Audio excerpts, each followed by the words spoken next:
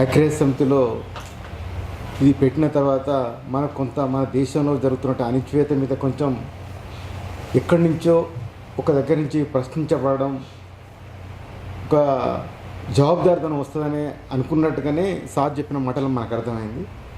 అందులో భాగంగానే మనకు ఆపరేషన్ కగార్ తర్వాత ఒక 150-200 పేజీలు ఫొటోస్తో సహా జరుగుతున్న కగార్ మీద మారడకాండం మీద ఫాకం వాళ్ళు ఐక్యరాజ్య సమితికి కూడా రిపోర్ట్ అందజేస్తే వాళ్ళు కూడా పెద్ద స్పందన లేదు, ఏం జరగలేదు. కానీ ఎవరైతే ఫాకంలో పనిచేసిన ఒక 12 మంది విద్యార్థులు మాత్రం ఒక వారం రోజులు మాత్రం ఎంత ఘోరంగా కొట్టిందంటే చివరికి వాళ్ళ పేరెంట్స్ని పిలిపించుకొని వాళ్ళతో సంతకాలు తీసుకొని ఇంకొకసారి మీ పిల్లలు ఎటువంటి రాజకీయాలు తిరగొద్దని వాళ్ళ సంతకాలు తీసుకొని వాళ్ళని విడిచిపెట్టారు. ఆ వారం రోజుల పాటు అరెస్టు లేదు, కేసు లేదు, ఏం లేదు. ఇది ఐక్యరాజ్య సమితికి మనం చెప్పాల్సిన అట్లుంది. ఇంకా ఈ కమిషన్ ఎన్హెచ్ఆర్సీ విషయానికి వస్తే ఎన్హెచ్ఆర్సీ ఉన్నట్టు కమిషన్ అంటేనే అది రికమెండ్ చేస్తుంది, శిక్షించదు. ఆ రికమెండేషన్ కూడా మనం చూస్తే దిశ ఎన్కౌంటర్లో సిర్పుర్కర్ కమిషన్గా వచ్చి 600 పేజీల కమిషన్ తీసుకొచ్చిండ్రు పెట్టిండ్రు. ఇంతవరకు దాని మీద ఆ నలుగురిని ఎందుకు ఎన్కౌంటరే, వీళ్ళు పారిపోయే ప్రయత్నం లేదు, కాల్చి చంపినని స్పష్టంగా రిపోర్ట్లు రాసింది. కానీ ఇంతవరకు సత్యనారాయణ గారి కథ ఎవ్వరి మీద కూడా ఎటువంటి లేదు. ఇది మనం సారన్నట్టు మనం అసలు సారన్నట్టు ఒకటే సంక్షేమ రాజ్యము, కనీసం జీవించాకుని కాపాడుతానంటే స్పష్టంగా నేను వేటాడుతున్నానని వేటనే చెప్పుకుంటొచ్చింది కదా. గ్రీన్ అంటే కావచ్చు, కగారే కావచ్చు, నేను వేటాడుతున్నా అని చెప్తుంది. ఈ వేటాడే దగ్గర రాజ్యాంగం ఏంది, ప్రజాస్వామ్యం ఏంది, విలువలేంది, ఇది జరుగుతున్న దేశంలో. అసలు దేశం మొత్తం కూడా అందరం వేటాడబడుతున్నాం. కాకపోతే మనం కొంచెం, ఎందుకంటే వరవరావు ఏం నేరం చేసిందని ఇంతవరకు బాంబే దాటిస్తలేరు. మొన్న హనీబాబు రిలీజ్ అయ్యింది 5 ఏళ్ళ తర్వాత. ఫాదర్ స్టాన్సమ్ అయితే తాగడానికి సిప్పర్ లేకుండా తాగలేడు. ఆ సిప్పర్ కోసం సిప్పర్ లేడ్ చేసి అతను కూడా చంపేశాడు. పాండునారాయణ కూడా అంతే కదా, జైల్లో అసలు అది తప్పుడు శిక్ష అయినా కానీ ఏదో హెల్త్ బాగాలైతే సరైన టైంలో ట్రీట్మెంట్ అందిస్తే ఆయన కూడా బతికెట్టాడు. ఇప్పుడు ఆ కేసు కొట్టుకుపోయింది కాబట్టి సాయిబాబాలకు అందరూ బయటకు వచ్చినట్టు పాండునారాయణ కూడా వచ్చేటోడే. ఆ స్థితి లేకుండా పోయింది, అతను చంపేసింది. వ్యవస్థీకృత హత్యలు కావచ్చు, వేటాడి చంపడం కావచ్చు, మేధావులుగా మాట్లాడితే ఆనంద్ ఉండే కావచ్చు, గౌతమ్ నావల్కా కావచ్చు, అందరూ కూడా బెయిల్ లేవు. మీకు బెయిల్ లేవు, మనకు బెయిల్ కంపల్సరీ, శిక్ష తర్వాత చూడవచ్చు అని అనుకుంటాం. కానీ అదేం లేదు, బెయిలే లేదు. అసలు నువ్వు చనిపో ఉంటే ఉండనే స్థితికి మనకు పరిపాలన నెట్టబడ్డది. ఈ స్థితిలో మనం ఈ మానవ హక్కుల దినం గురించి మాట్లాడుతున్నామంటే అసలు మానవ హక్కులు అనేది మన దగ్గర అసలు లేనేలేదు. మనం అందరం కూడా ఒక భయంతో బతుకుతున్నాం.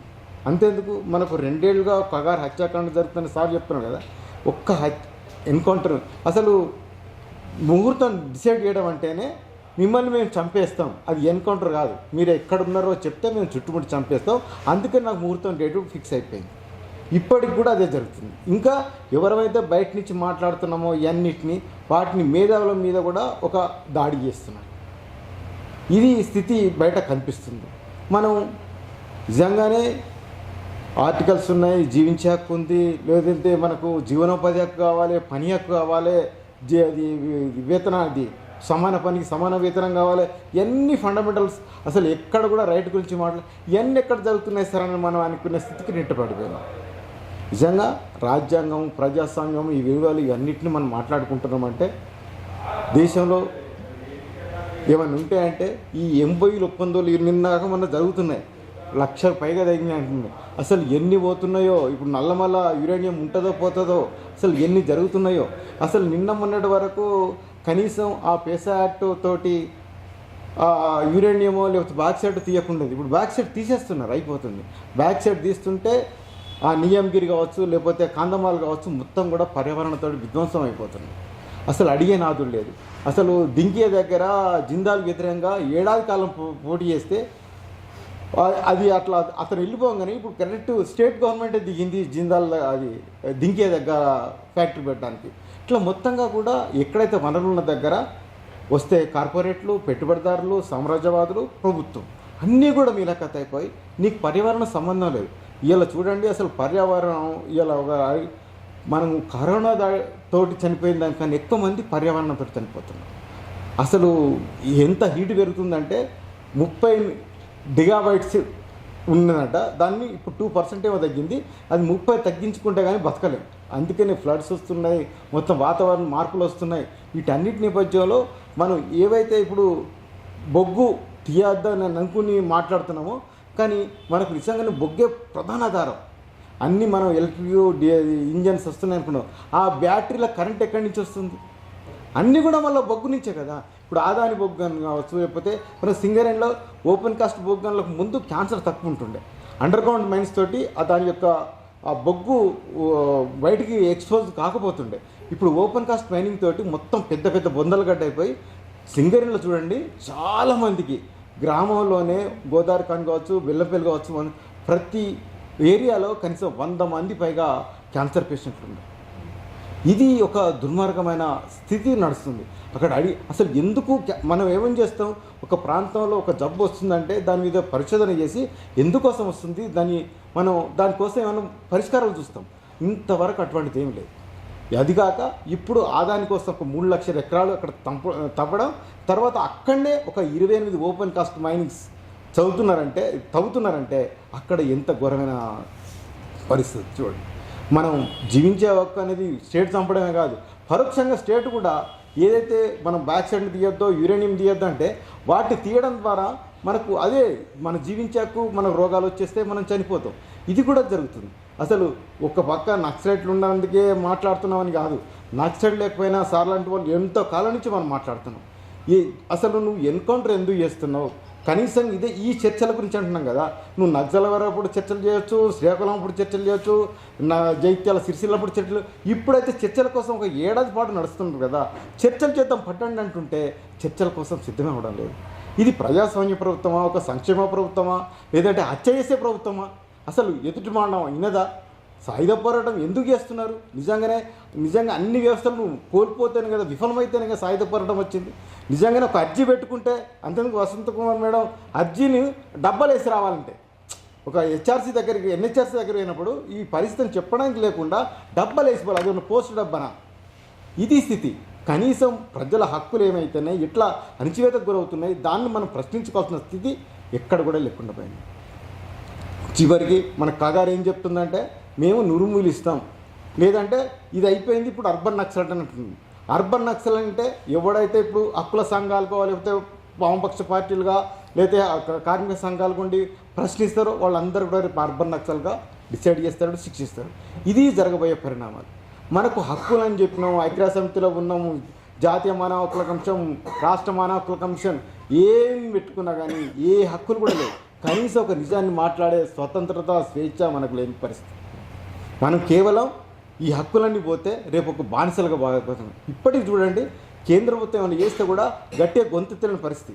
గొంతెత్తే ఇక్కడ బండి సంజయ్ అర్బన్ నక్సల్ అంటున్నాడు. ఏదన్నా విషయం మాట్లాడితే వాళ్ళది అయిపోయినాక మీకు చూస్తామని బెదిరింపు చేస్తున్నారు. ఇది రాజ్యమా ఇంకేదన్నా? బెదిరింపులు చేస్తున్నారు, చంపేస్తామంటున్నారు, మీ సంగతి చూస్తామంటున్నారు.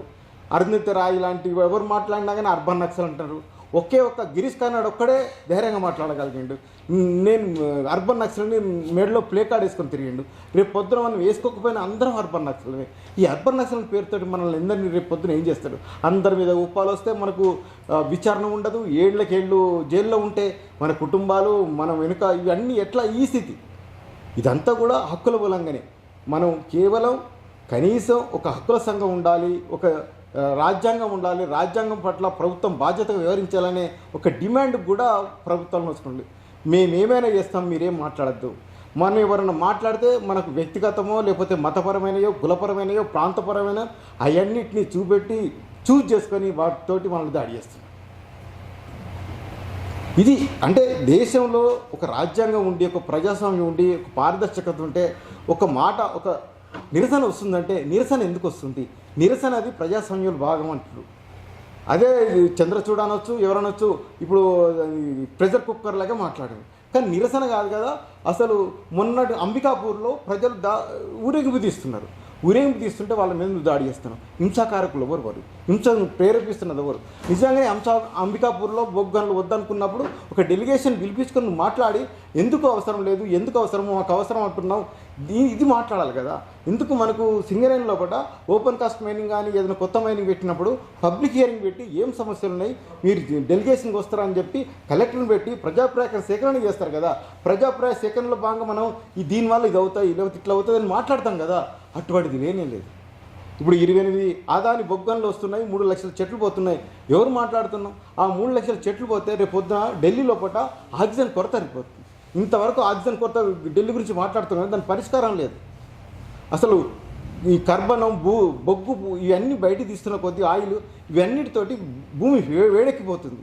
మనకు లేనిపోని జబ్బులు వస్తాయి, మన జీవించాక పూర్తిగా ప్రమాదాలు పడుతుంది. ఇది కూడా ఇప్పుడు నువ్వు ఎన్కౌంటర్ ద్వారా కాదు, ఈ రకం కూడా నువ్వు జీవించాక నాశనం చేస్తున్నావు. ఇటువంటి అధికారాలు ప్రభుత్వాలకు లేవు. కాబట్టి ఏంటంటే ఇప్పుడు ఆర్గోపాల్ సారో వేణుగోపాల్ మనందరం కాదు, మనందరం కూడా ఇది కనీసం నువ్వు ఉద్యమం చేస్తే ఉద్యమకారులను చంపేస్తున్నావు, వామపక్ష పార్టీలు వస్తే వామపక్ష పార్టీలను తొక్కేస్తున్నావు. అసలు మాట్లాడే హక్కు లేకుండా, మాట్లాడే గొంతు లేకుండా చేస్తే రేపు పొద్దున ఈ సమాజాన్ని ఒక బానిస సమాజంగా మార్చే స్థితికి నెట్టబడితే మనందరం కూడా బతకడం కష్టం. కేవలం 90లో వచ్చినటువంటి ఆర్థిక విధానాలు మొత్తంగా దేశవ్యాప్తంగా మన రాజ్యాంగ అంటే సంక్షేమ రాజ్యం అనే మనకు ఒక పీఠిక ఇచ్చిన ఆ సంక్షేమ రాజ్యం అనేది పోయింది. ఇప్పుడు పబ్లిక్ సెక్టార్ కూడా వ్యాపార రంగం మారిపోయింది.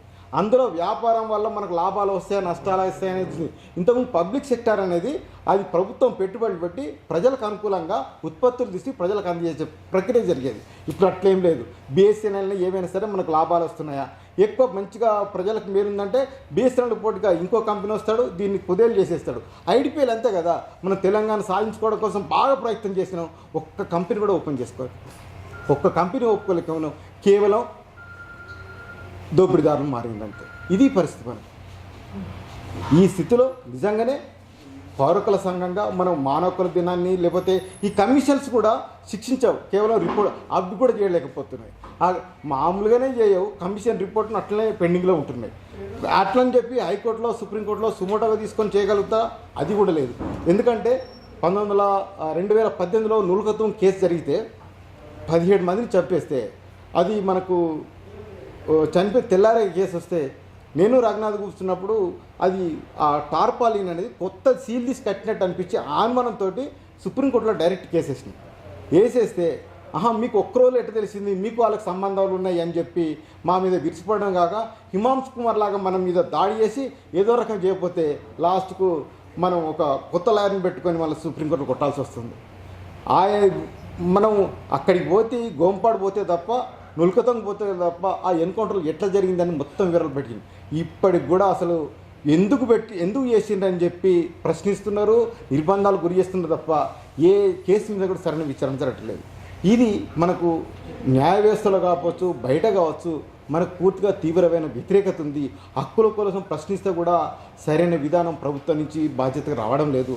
అందులో భాగంగా మనం ఇవాళ మాట్లాడుతున్నాం, మనందరం మాట్లాడుతున్నాం. కానీ హనుమంతరావు అన్నట్టు నిజంగానే మనం ఒక సమూహంలో ఉండి మాట్లాడాలి. ఇండివిజువల్గా మాట్లాడితే కూడా సమాజంలో కానీ ఎక్కడ కూడా ఒక గుర్తింపు లేకుండా పోతుంది. మనం మాట్లాడే స్థాయి మారాలి, ప్రభుత్వాన్ని నిలదీసే స్థాయి మారాలి. మనం ఒక సమూహంగా మాట్లాడగలిగితేనే నిజంగా పర్యావరణ హక్కులు కావచ్చు, జీవించే హక్కు కావచ్చు. ఇక జీవించే హక్కు గురించి మనకు ఇంతకుముందు తెలుసు. అసలు 2009 సంవత్సరం 2005 నుంచి కూడా ఖచ్చితంగా వేటాడబడుతున్నది. ఎదురుగా కనబడితే వచ్చిన వెంటనే అతను ఎదురుగా పోయి కత్తులతోటైనా సరే, తుపాకీ తూటలతోటైనా సరే కాల్చి చంపేస్తున్నారు. అంత స్థితిలో అసలు నిజంగా ఒక ఆదివాసీ పోరాటాలని మనం హిడ్మా గురించి మాట్లాడుకుంటే హిడ్మా మనకు నిజంగా ఆదివాసులకు స్పార్టికస్ కావచ్చు, ఆ స్థితిగా జరుగుతుంది ఉద్యమం. ఎందుకంటే కమ్యూనిస్టులు లేనప్పుడు వీరసమ్మడ చేసిండ్రు, కొమరం చేసిండ్రు, గుండెదారి చేసిండ్రు. ఇప్పుడు కమ్యూనిస్టులు వచ్చినాక ఒక కార్మిక వర్గం కన్నా ఉన్నతమైన మనసుతో ఆదివాసులు అక్కడ పనిచేస్తున్నారు. ఆదివాసులు ఇంత నిర్బంధాన్ని ఎదుర్కొంటూ మొత్తంగా వాళ్ళ హక్కుల కోసం, ఈ సమాజాన్ని లేకపోతే వనరులను సాధించుకోవడం కోసం, ఉంచుకోవడం కోసం, పర్యావరణం పరిరక్షించడం కోసం మాట్లాడుతున్నారు. ఇదే పర్యావరణ పరిరక్షణలో భాగంగానే ఢిల్లీలో విద్యార్థులు అరెస్ట్ అవుతున్నారంటే మాకు బస్తర్లో కాబట్టి ఒక పర్యావరణ సిద్ధాంతం రావాలని మాట్లాడగలిగింది. బస్తర్లో ఎట్లయితే ఒక సిద్ధాంతమో లేకపోతే ఒక పద్ధతి నడుస్తుందో ఆ పద్ధతి ఉంటే ఢిల్లీలో కూడా మాకు పర్యావరణ ఇబ్బంది జరగదని చెప్పి మాట్లాడుతున్నారు. ఎక్కడ బస్తరు ఎక్కడ ఢిల్లీ, ఇది ఒక నడుస్తుంది. అంటే ప్రజల్లో కూడా చైతన్యం వస్తుంది. దాన్ని ఒక దగ్గర మనం సమీకరించి ఉద్యమించే స్థితి లేకుండా ఉద్యమకారుల్ని ఉద్యమాన్ని పూర్తిగా నిర్మూలించే స్థితి కొనసాగుతుంది.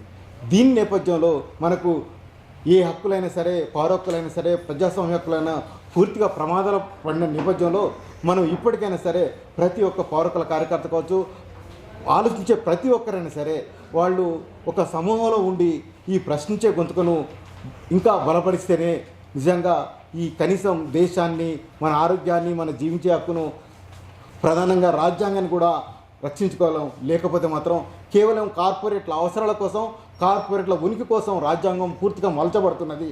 ఎందుకంటే 2006 అడవి హక్కుల చట్టం కూడా సవరణలకు గురైపోయింది. ఆ సవరణలకు గురైనలో భాగంగా మైనింగ్ అయితే 180 రోజుల్లో కూడా పర్మిషన్ ఇస్తారు, నాన్ మైనింగ్ అయితే 120 రోజుల్లో ఇస్తారు. అంటే పేసా చట్టం, గ్రామసభ తీర్మానం ఇవన్నీ కూడా లెక్కలో లేకుండా పోయినాయి. ఇంతకుముందన్న 1996 పేసా చట్టం ఉన్నందుకు నియామగిరిలో కొంతకాలం పాటు ఆగింది. ఇదెందుకు? ఇవి లాయిడ్స్ కంపెనీకి ఇచ్చినటువంటి ఏదైతే అనుమతులు ఉన్నాయో 2500 ఎకరాల భూములు ఉన్నాయో ఇది 2017లో కూడా ఇవ్వలేకపోయారు. అప్పుడు ఈ గ్రామసభ తీర్మానాలను ఉనికిలో తీసుకొని వాళ్ళకి ఇవ్వలేకపోయారు. ఆ క్రమంలోనే అతడు చేస్తున్న దానికి ఒక 300 వాహనాలు తగలబెట్టిన పరిస్థితి ఆదివాసీ ఉద్యమంలో కొనసాగింది. కానీ ఇప్పుడు ఏదైతే పేసా చట్టం అనుకుంటున్నామో ఇవన్నీ కూడా మొత్తం కూడా వెనక్కి వెళ్ళిపోతున్నాయి. కార్పొరేట్ల ప్రయోజనాల కోసం అన్ని చట్టాలు సవరించబడుతున్నాయి. ఎందుకంటే వాళ్ళకు అధికారం లేకపోతే పార్లమెంట్లో మెజారిటీ ఉంది కాబట్టి ప్రజలకు సంబంధించిన, ఆదివాసులకు సంబంధించిన అన్ని మౌలికమైన చట్టాలు కూడా సవరణలకు గురవుతున్నాయి. కానీ 1996 పేసా చట్టం కానీ, అడవి హక్కుల చట్టం కానీ ఈ చట్టాలు రావడానికి ఎంతమంది పోరాటం చేసిండ్రు, ఎంతమంది బలిదానాలు చేసిండ్రో చూడొచ్చు. ఇది ఒకవైపు ఉంటే మళ్ళొకసారి మనం మే 1 చూస్తే అది 8 గంటల పని కోసం ఎంతమంది ప్రాణతర్పణం చేసారు. ఇప్పుడు అది 12 గంటల పనిదానికి వచ్చింది, 4 కోళ్ళుగా మారింది. అసలు దేశంలో రాజ్యాంగం ఉందా, ప్రజాస్వామ్యం ఉందా, లేబర్ చట్టాలున్నాయా, అసలు అంతెందుకు? మొత్తంగా ఈ స్వతంత్ర భారతదేశంలో ఇప్పటి వరకు రైతు ఆత్మహత్యలు లేని రాష్ట్రాలు లేవు.